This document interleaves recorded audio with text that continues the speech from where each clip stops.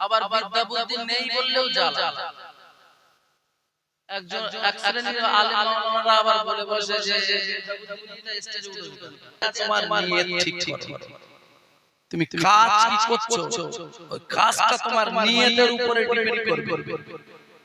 যদি তোমার নিয়ত থাকে যে আমি হুজুর খুশি করব, যদি তোমার নিয়ত থাকে আমি মাওলানা খুশি করব, যদি তোমার নিয়ত থাকে মুফতি খুশি করব, যদি তোমার নিয়ত থাকে পীর খুশি করব, যদি তোমার নিয়ত থাকে পীরজাদা খুশি করব, তুমি আল্লাহর কাছে কখনোই গ্রহণযোগ্য হবে না, হবে না, হবে না, হবে না। যদি তোমার পৃথিবীর কোন মুফতিটাকে নিয়ে এসো আমি এখানে বসে আছি, যদি পৃথিবীর তোমার কোন মুফতি থাকে আমি এখানে বসে আছি, আমি বাড়ি যাব না, নিয়ে এসো। এখন নামাজের ধার ধারে না, তারা আবার বড় বড় পাবলিক করে আলেম আল্লাহর কসম বলছি এমন ছেলে পেলে আছে তারা আলেমদের সমালোচনা করে, তাদেরকে দেখে যদি বলা হয় পুরো ফাতিহা করে পড়তে পারতো, যদি দেখে বলা হয় দোয়া গুরুত্ব পড় শুদ্ধ করে দোয়া যদি শুদ্ধ করে না হয় নামাজি হবে, সূরা দোয়া যদি শুদ্ধ না হয় নামাজি হবে। ফতোয়াটা নিয়ে যাই, আমি ফতোয়া দিয়ে দিচ্ছি, যা ফতোয়া নিয়ে আয়, কোথা থেকে নিয়ে আসবি? আমার আপনার নবী নূর দুজানের বাদশা সাইয়্যিদুল মুরসালিন রাহমাতুল লিল আলামিন হুজুরে পাক সাল্লাল্লাহু আলাইহি ওয়াসাল্লাম মসজিদে নববী শরীফের মধ্যে সাহাবায়ে কেরামদের নিয়ে বসে আছে। আল্লাহ নবী নূর নবী দয়ার নবী জনাবে মুহাম্মদ রাসূলুল্লাহ সাল্লাল্লাহু আলাইহি ওয়াসাল্লাম মসজিদে নববী শরীফের মধ্যে বসে আছে। এই হাদিসটা তাফসীরে নুরুল আনওয়ারের মধ্যে এই কে তাফসীরের মধ্যে হাদিসটা আনা হয়েছে। এই হাদিসটা তাফসীরে আনওয়ারুল কোরআনের মধ্যে আনা হয়েছে। যে হাদিসটা আমি বলছি এই নফসে আম্মারার ব্যাখ্যা দিচ্ছেন আল্লাহর রাসূল, আর পৃথিবীর মধ্যে সবথেকে বড় ব্যাখ্যাকারক কোরআন শরীফে মানে কোরআনের ভাষ্যকার, কোরআনের ব্যাখ্যাকার রাসূল হলেন, তার ব্যাখ্যার প্রতিচ্ছবি। জোরে বলুন সুবহানাল্লাহ। কোরআনের কেন্দ্রীয় ব্যাখ্যা হলো আল্লাহর রাসূলের হাদিস। তা আল্লাহর রাসূলের হাদিস হলো কোরআনের কেন্দ্রীয় ব্যাখ্যা। আর কোরআন শরীফের 13 পারার প্রথম আয়াতের প্রথম লাইন নফসে আম্মারার যে আলোচনা হয়েছে, ওই নফসে আম্মারার ব্যাখ্যা দিচ্ছেন আল্লাহর রাসূল। আমার নবী নূর নবী জনাবে মুহাম্মদুর রাসূলুল্লাহ সাল্লাল্লাহু আলাইহি ওয়াসাল্লাম নবী আমার নফসে আম্মারার ব্যাখ্যা দিতে যে বলেছে, ও আমার সাহাবারা, ও আমার সাহাবারা, তোমরা কি জানো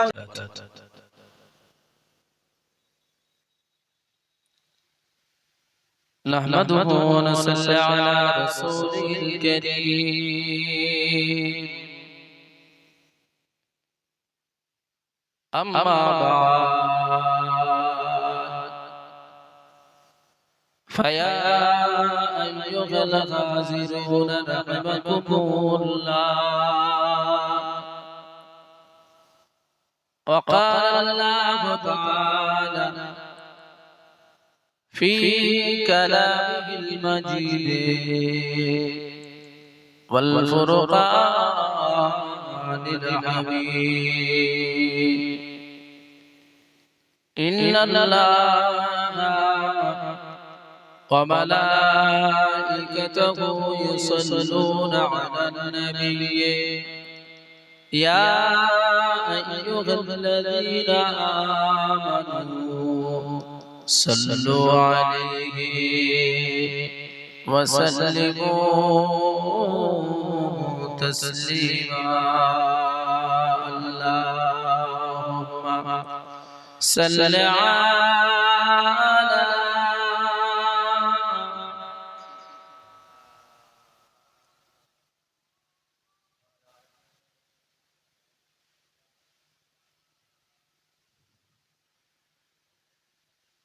पैगंबर करो रोजा दिखा दे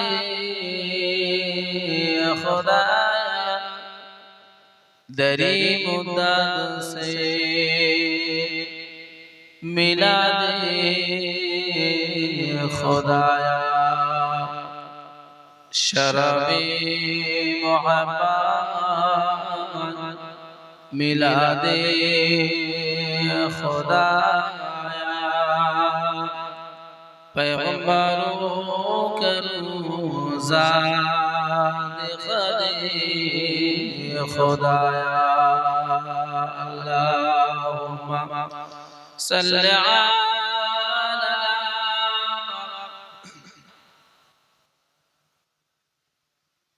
व अला आलि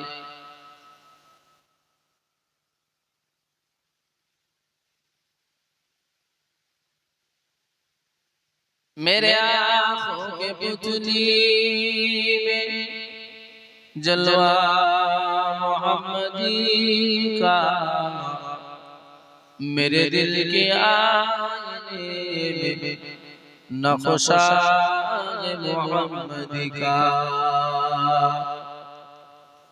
कोई जन्नत में जाएगा कोई दोज़ख में पहुंचेगा मदीने की तरफ दौड़ेगा दीवाना मोहम्मद का अल्लाहुम्मा सल्लि अला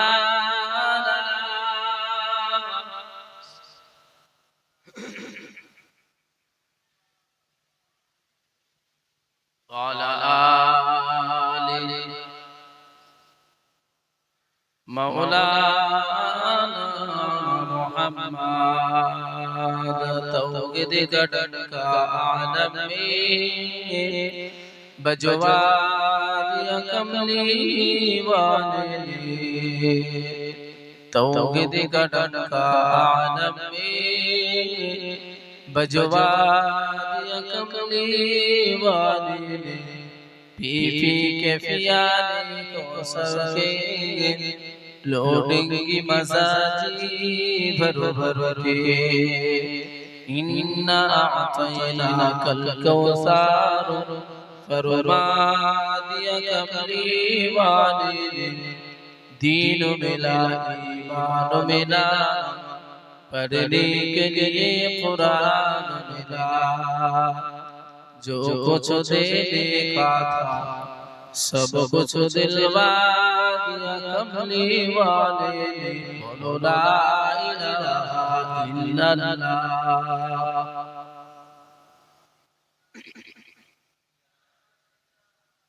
ला इलाहा इल्लल्लाह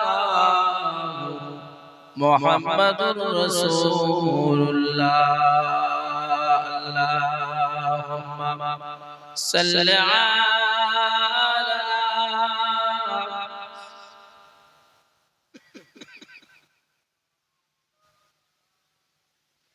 व अला आलि सय्यिदिना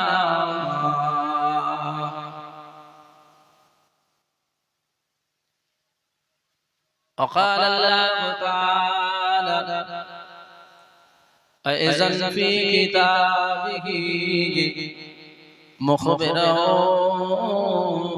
آمرا منها خلقناكم وفيها نعيدكم ومنها نخرجكم تارة أخرى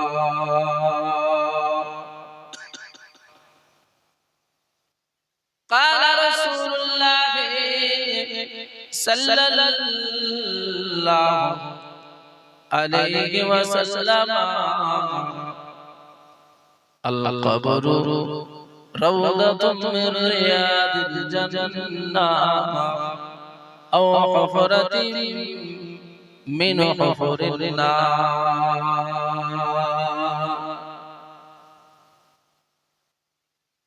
قوله تعالى في آية أخرى نبئ عبادي أني أنا الغفور الرحيم وأن عذابي هو العذاب العليم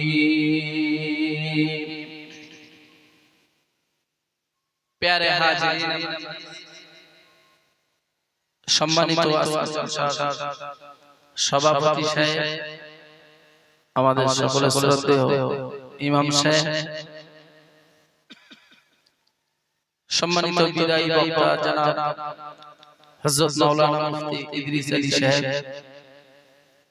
সম্মুখে বসে থাকা আমার চাচা জান আব্বা জান ও ভাইজানেরা পর্দা নশিনা পর্দার অবস্থিত মা ও বোনেরা আমি আপনাদের সন্তান গ্রামে আল্লাহ পাকের জাতের সাক্ষ্য নিয়ে বলছি আল্লাহ পাককে হাজির নাজির জেনেই বলছি আমি শুধুমাত্র কবরস্থানের জলসা এই নিয়ত আমি এসেছি যে কবরস্থানের জলসা আমার গ্রামে না তো আমার দুটি কাজ ছিল একটা কাজ যদিও সামনে আছে একটা জানাজাকে উপেক্ষা করে জানাজাটা অন্যের ঘাড়ে দায়িত্ব দিয়ে শুধুমাত্র আমার কবরস্থানের জলসা বলে এই নিয়তেই এসেছি না তো আমার আশা পরিস্থিতি ছিল না সম্মুখে আরো একটা রাত্রে বিয়ে পড়ানোর ব্যাপার আছে শুধু হাজির হয়েছে এই কবরে আমাকে আসতে হবে আমাকেও শুতে হবে আল্লাহ পাক জানেন কোথায় আমার দাফন হবে তবে সাধারণ নিয়মত আমার গ্রামের কবরস্থান মানে আমার এখানেই হয়তো দাফন হবে সেই নিয়ত নিয়ে এবং গ্রামবাসীদের দোয়া নেওয়ার উদ্দেশ্য নিয়ে আমি এই মজলিসে এসে উপস্থিত হয়েছি কি বলবো মানসিকতা বা বিদ্যা বুদ্ধিতে তেমন নেই যতটুকু আল্লাহ দিয়েছে যতটুকু আবার বিদ্যা বুদ্ধি নেই বললেও জ্বালা একজন এক শ্রেণীর আলেম মাওলানারা আবার বলে বসে যে স্টেজে উঠে বিদ্যা বুদ্ধি এই জন্য নেই বলছি কোরআন শরীফে এসেছে ওয়া মা উতিতুম মিনাল ইলমি ইল্লা কালিলা আল্লাহ বলেছেন হাবিব আপনি বলুন রূহ জীবন আত্মাটা হলো আমার অর্ডার আমার হুকুম এটা ঘোষণা দিন আর পরের অংশে গিয়ে বললেন এই নিজের জীবন নিয়ে বেশি ভাবতে যেও না ওমা উতিতু মিনাল ইলম আমি আল্লাহ আমার যে জ্ঞান আছে সেই জ্ঞান থেকে ইল্লা কালিলা খুব সামান্যতম থেকে সামান্য কিঞ্চিত থেকে কিঞ্চিত জ্ঞান টোটাল পৃথিবীর মানুষকে ভাগ করে দেওয়া হয়েছে জোরে বলুন সুবহানাল্লাহ যদি কলিল ওখানে বলা হলো তাফসীরে এসেছে তাহলে কিছুটা জ্ঞান আল্লাহ বলেন কলিলা যার অর্থ দাঁড়ায় সামান্য থেকে সামান্য জ্ঞান টোটাল মানবকে ভাগ করে দিয়েছে আর সেই জ্ঞানের ভিত্তিতে মানুষ মহাকাশে পর্যন্ত চলে গিয়েছে রকেট তাহলে আল্লাহ যদি সামান্য জ্ঞান তাহলে আমি বলতে পারি না কখনো ওঠে সামান্য জ্ঞানের মধ্যে সূর্য নক্ষত্র চন্দ্র আসমান জমিন গ্যালাক্সি একটা মহাদেশ একটা উপদেশ একটা সমুদ্র একটা দেশ একটা রাজ্য রাজ্যের পরে জেলা জেলার পরে তারপরে একটা সাব ডিভিশন একটা বিডিও তারপরে একটা পঞ্চায়েত পঞ্চায়েতের মধ্যে একটা গ্রাম গ্রামের মধ্যে আমি একজন তাহলে এই ক্ষুদ্রের মধ্যে থেকে আমি আবার কত ক্ষুদ্র আল্লাহ যে বললেন সামান্য জ্ঞান, টোটাল পৃথিবীর জগতের মানুষকে আল্লাহ ভাগ করেছে, আর সেখান থেকে নিয়ে সামান্য থেকে সামান্যতম হিসাব করতে গেলে এই পৃথিবীর মধ্যে আমি আমার কিচ্ছু না। তার মধ্য থেকে আমি আল্লাহ পাক যতটা দিয়েছেন কিঞ্চিত জ্ঞানের অধিকারী, সেই কিঞ্চিত জ্ঞান নিয়ে কিছু কথা বলার মানসিকতা নিয়ে বসেছে। যদি আল্লাহ বলেন কোরআন শরীফে আল্লাহ পাক মানব জাতিকে বলেছেন, হাবিব আপনি বলুন মিনহা খালাকনাকুম, মানুষ এই মাটি থেকে তৈরি হয়েছে। মানুষ মাটি থেকে বলতে সূরা সাফফাতে এসেছে, আবার অন্যত্র আয়াতে এসেছে। আল্লাহ বলেছেন যে হযরত আদম আলাইহিস সালামকে আল্লাহ মাটি দিয়ে বানিয়েছেন, আর আদমের ঔরস টোটাল মানব জাতি এসেছে। আরেকটা আয়াতের ব্যাখ্যাতে তাফসীরকাররা লিখছেন যে মানব মাটি থেকে এইজন্যই, টোটাল মানবকে এজন্যই বলা হয় মানবের শরীরে যা কিছু উপাদান আছে সমস্ত উপাদান মাটির মধ্যে আছে। জোরে বলে সুবহানাল্লাহ। তাই বললেন হাবিব আপনি বলুন মানব তোমরা মাটি থেকে তৈরি হয়েছে, অফিহা নুঈদুকুম, আবার তোমাদেরকে এই মাটিতেই ফিরতে হবে, অর্থাৎ কবরে যেতে হবে। অমিনহা নুখরিজুকুম তারাতান উখরা, খরাজা ইয়াখরিজু মানে বারবার। আল্লাহ বললেন আবার তোমাদেরকে এই মাটির মধ্যে মানে কবরের ভিতর থেকে আবার তোমাদেরকে বারবার করব। কবে বারবার? কিয়ামতের দিনে আল্লাহ আবার বারবার করবে।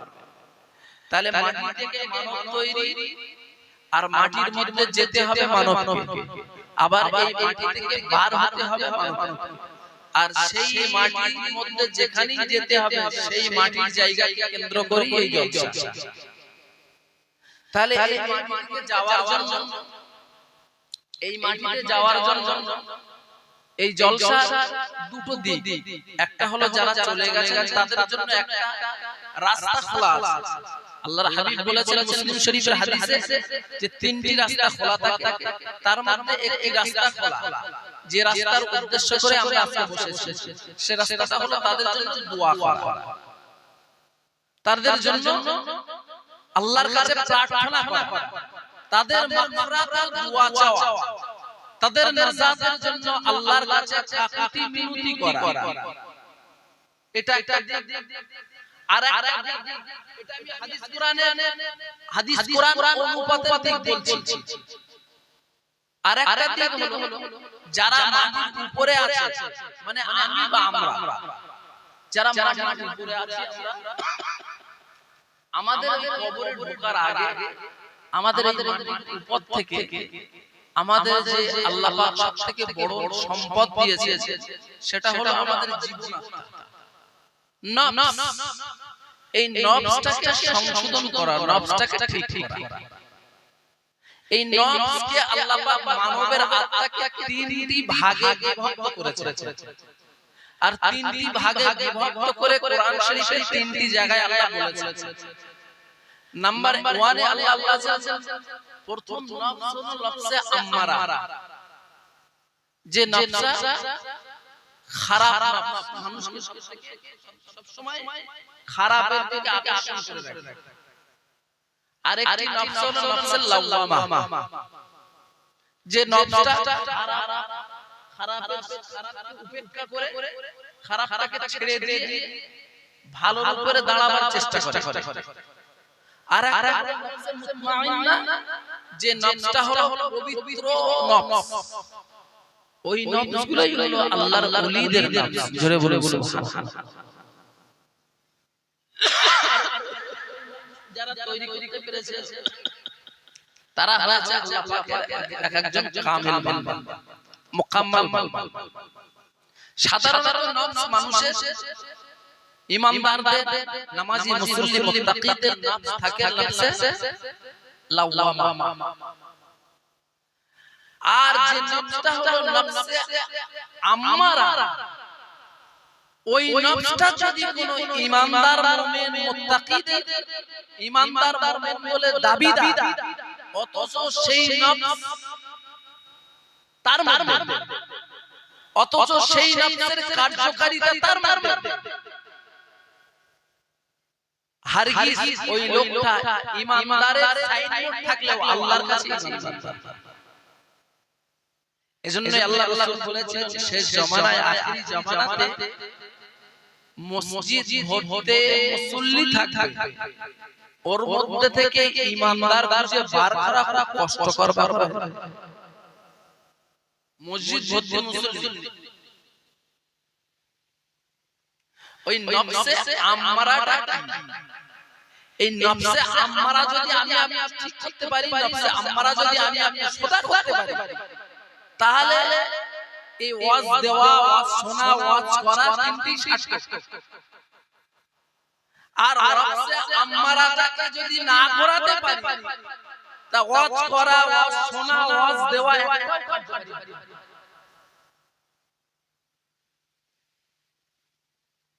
বুখারী, মুসলিম, তিরমিজি, আবু দাউদ, নাসাই, ইবনে মাজাহ, সিয়াসাতের কিতাব সহ অন্যান্য যত কিতাব আছে, আদাবুল মুফরাদ থেকে, সহিহ ইবনে হিব্বান থেকে, রিয়াদুস সালিহিন থেকে, বড় বড় হাদিসের কিতাব, এই যে সব নাম করেছি আল্লাহ রাব্বুল আমার কাছে আছে। এই সমস্ত হাদিসের কিতাবগুলো, প্রত্যেক হাদিসের কিতাবগুলোতে প্রথম হাদিস, অধিকাংশ হাদিসের প্রথমে সারমর্মতে আছে তোমার নিয়ত ঠিক করো। তুমি কাজ কি করছো, ওই কাজটা তোমার নিয়তের উপরে ডিপেন্ড করবে। যদি তোমার নিয়ত থাকে যে আমি হুজুর খুশি করব, যদি তোমার নিয়ত থাকে আমি মাওলানা খুশি করব, যদি তোমার নিয়ত থাকে মুফতি খুশি করব, যদি তোমার নিয়ত থাকে পীর খুশি করব, যদি তোমার নিয়ত থাকে পীরজাদা খুশি করব, তুমি আল্লাহর কাছে কখনোই গ্রহণযোগ্য হবে না, হবে না, হবে না, হবে না। যদি তোমার পৃথিবীর কোন মুক্তিটাকে নিয়ে এসো, আমি এখানে বসে আছি, যদি পৃথিবীর তোমার কোন মুক্তি থাকে, আমি এখানে বসে আছি, আমি বাড়ি যাব না, নিয়ে এসো। এখন নামাজের ধার ধারে না, তারা আবার বড় বড় বাকলিং করে আলেম, আল্লাহর কসম বলছি, এমন ছেলে পেলে আছে তারা আলেমদের সমালোচনা করে, তাদেরকে ডেকে যদি বলা হয় ফাতিহা করে পড়তে পারতো, যদি ডেকে বলা হয় দোয়া কুনুত পড়, শুদ্ধ করে দোয়া কুনুত যদি শুদ্ধ করে না হয় নামাজি হবে, সূরা শুদ্ধ না হয় নামাজি হবে। ফতোয়াটা নিয়ে যাই, ফতোয়া দিছি, আমি ফতোয়া দিছি, ফতোয়া নিয়ে আই, কোথা থেকে নিয়ে আসবি? हमारा नबी नूर दुजाনের বাদশা সৈয়দুল মুরসালিন রাহমাতুল্লাহ আলা হুজুর পাক সাল্লাল্লাহু আলাইহি ওয়াসাল্লাম মসজিদে নববী শরীফের মধ্যে সাহাবায়ে কেরামদের নিয়ে বসে আছে। আল্লাহ নবী নূর নবী দয়ার নবী জনাবে মুহাম্মদ রাসূলুল্লাহ সাল্লাল্লাহু আলাইহি ওয়াসাল্লাম মসজিদে নববী শরীফের মধ্যে বসে আছে। এই হাদিসটা তাফসীরে নুরুল আনওয়ারের মধ্যে, এই কে তাফসীরের মধ্যে হাদিসটা আনা হয়েছে। এই হাদিসটা তাফসীরে আনওয়ারুল কোরআনের মধ্যে আনা হয়েছে।